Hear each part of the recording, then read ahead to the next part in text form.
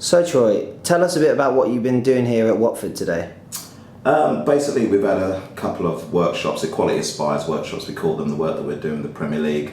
We've had the under 15 and 16 group, which is basically just providing them with certain life skills, a little bit of education around terminology, words that they may use in their change room environment, an understanding of different aspects of discrimination. Particular focus today was racism and homophobia. And just getting a real understanding of the young players and their mindsets and where they are and the kind of support and advice that we can give them. And then the second part was the second part of a parent workshop that we delivered to the under 13s parents. And again, just about their support that they can give to their children, their young people, their sons, about this journey. And a lot of the focus is not around parents at times, so it's just important to tool them with the certain skills that they need as well. Not about their parenting, but definitely about an understanding of what the game can bring, the difficulties that sometimes the game can bring, and the support that they can also give their young sons. So all in all, a really positive day, some really good feedback and some issues that are there to be discussed, but that's the whole point of it. You know, the players are young and there's a learning curve for them, and there's a real focus around their playing side, but you know, a young player nowadays is involved quite a bit, and there's so much more input into a young player and just the different aspects that the parents can add as well in that kind of support.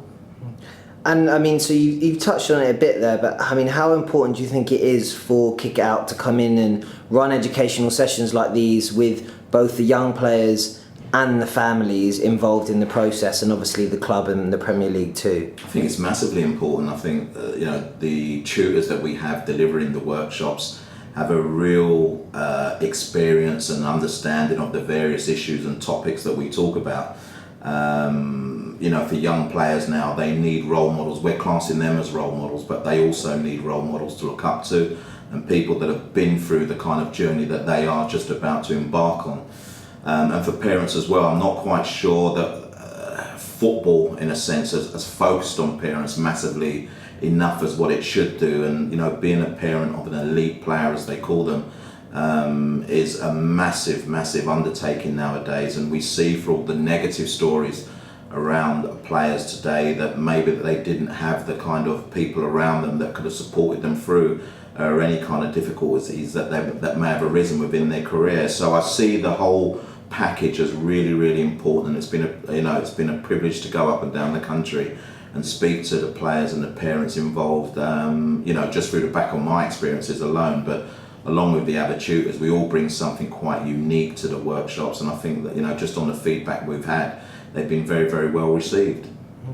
And I mean, yeah, so you have been doing these for a while now, and what sort of impact do you think these sessions are having on sort of tackling discrimination within the game more broadly, but also obviously with these kids from a young age?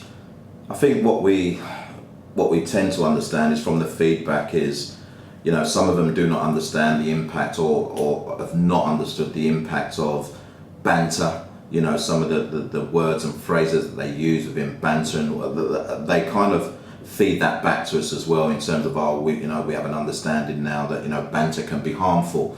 Everyone sees banter in a jokey environment. There's an understanding about some of the words that they use within their change room environment that are not appropriate and acceptable in the wider circles of football, and definitely in the wider circles of society. You know, some of the language that is used through music that they listen to as well. And so we make by the end of all the workshops, there's a reflective audience, and I think it's reflective because unfortunately no one has ever told them no in certain circumstances before, or do you know the consequences of your actions? And I think the more that young players can understand that, the more the game will be a better place, definitely a better place in a good few years. And hopefully we start just hearing positive stories about young players as they go through the system and go into the professional side of the game, rather than some of the stories that we've had recently. But I think from our feedback, we know that the product that we're producing is right, and it's relevant, and it's impactful as well, and long may that continue.